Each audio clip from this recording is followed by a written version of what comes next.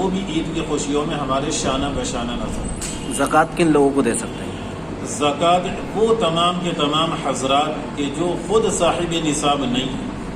یعنی جن کے پاس 7.5 تولہ سونا نہیں ہے یا پھر چاندی 52.5۔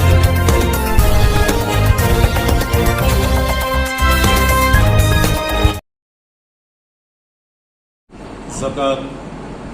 یہ اللہ رب العزت کا وہ خوبصورت نظام ہے کہ جو مخلوق پروری پر مشتمل ہے۔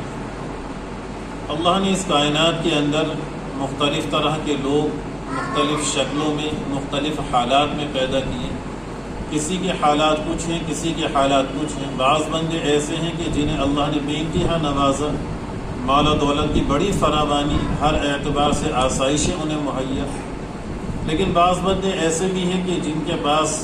ضرورت کا سامان بھی نہیں ہے، کھانے پینے کی اشیاء نہیں، پہننے کے لیے کپڑے پر بدن پر کپڑے تک نہیں ہیں۔ تو اللہ نے اس کے لیے ایک نظام یہ بنایا ہے کہ وہ حضرات جنہیں بے انتہا نوازا گیا وہ اپنے مال میں سے، اور وہ بھی صرف وہ مال کے جو انہوں نے سیو کر رہا ہے، سیونگ ہے، جو انہوں نے محفوظ کر رکھا ہے، اس مال میں سے انہیں صرف 2.5% اللہ کے ان بندوں پر خرچ کرنا ہے کہ جن کے پاس جن کی استطاعت ایسی نہیں، جن کے پاس اس طرح کے وسائل نہیں جس کی وجہ سے وہ اپنے کھانے پینے کا، پہننے کا، اوڑھنے کا انتظام کر سکیں۔ جس کا معیار شریعت نے یہ طے کیا ہے کہ کوئی بھی شخص ایسا ہے جس کے پاس 7.5 تولہ سونا ہو صرف، یا 52.5 تولہ چاندی ہو، یا ان دونوں میں سے تھوڑی تھوڑی چیز کسی ایک نصاب کو پہنچ جائے اور وہ سال بھر اس چیز کا مالک رہتا ہے، تو ایسے شخص کے اوپر زکوٰۃ فرض ہے، خواہ وہ روپیوں کی شکل میں ہو یا پھر کسی اور شکل میں ہو۔ ضرورت کی جو استعمالی اشیاء ہیں انہیں باہر کر دے۔ اس کے ایسے شخص کو چاہیے کہ وہ اپنے اس رقم کی یا پھر سونا چاندی جو ہے اس کی مقدار معلوم کر کے کہ کتنی قیمت بیٹھ رہی ہے، اس کا 2.5% ان غربا پر خرچ کرنا ہے، کیونکہ یہ ایسا مسئلہ ہے کہ اگر اس میں کوتاہی ہوتی ہے،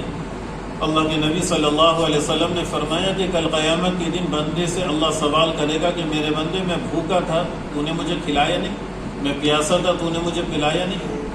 مجھے کپڑوں کی ضرورت تھی تو نے مجھے کپڑے نہیں پہنائے۔ بندہ سوال کرے گا سبحانک، اے اللہ آپ کی ذات تو پاک ہے، نہ کھانے کی ضرورت، نہ پینے کی، نہ کپڑوں کی۔ تو اللہ فرمائے گا کہ میرا فلاں بندہ جو ہے اسے کھانے کی ضرورت تھی، اگر تو اسے کھانا پہنچاتا تو مجھے وہاں پہنچ پاتا، یعنی میری رحمت تیری طرف متوجہ ہوتی۔ فلاں بندہ پیاسا تھا تو اسے پانی کا انتظام کرتا تو وہاں مجھے پاتا، فلاں شخص کو کپڑوں کی ضرورت تھی تو اسے کپڑے پہناتا تو مجھے وہاں پاتا۔